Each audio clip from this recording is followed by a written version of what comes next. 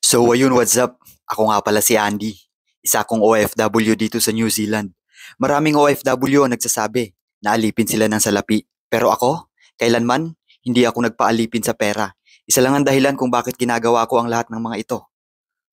I work hard so I can give my family the life I never had. Oh, di ba? English yun? Sana all!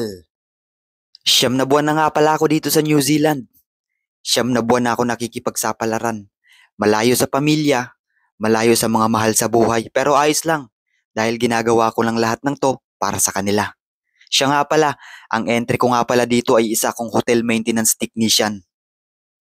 Bilang isang hotel maintenance technician, dapat all around ka.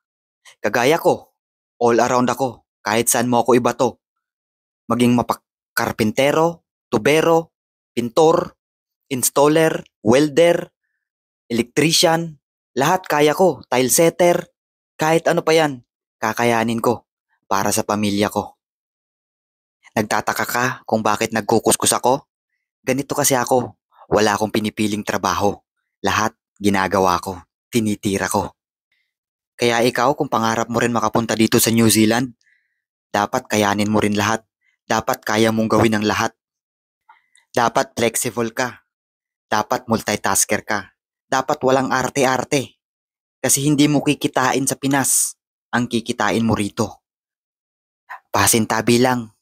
Hindi ko dinidiscriminate yung mga nagtatrabaho lamang dyan sa Pinas. Bagkus hinahangaan ko sila. Dahil kahit gaano man ang kahirap ang buhay, lumalaban pa rin sila ng patas. Sana wag kayo mapagod at tumigil mangarap. At sana, pangarapin nyo rin makapagtrabaho dito sa ibang bansa. Sipag at tiyaga, dedikasyon at determinasyon.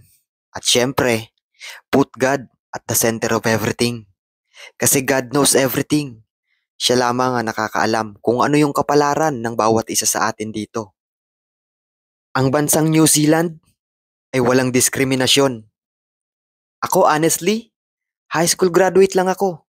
Pero nandito ako ngayon. Wala namang kasi yan sa pinag-aralan sa antas o taas ng pinag-aralan. Kundi, nasa experience mo yan at nasa kakayahan. Kung isa kang skilled worker, isubscribe mo yung channel ko. Sana All TV sa Facebook. Sana All TV sa YouTube. Dahil nag-a-upload ako ng mga legit na agencies na pwede nyong applyan dyan sa Pilipinas, papunta dito sa New Zealand. Ang content na ginagawa ko, nagsishare ako ng mga job vacancies at job opportunity. At kung ano yung mga in-demand skilled workers na kailangan dito sa New Zealand. Sana All TV.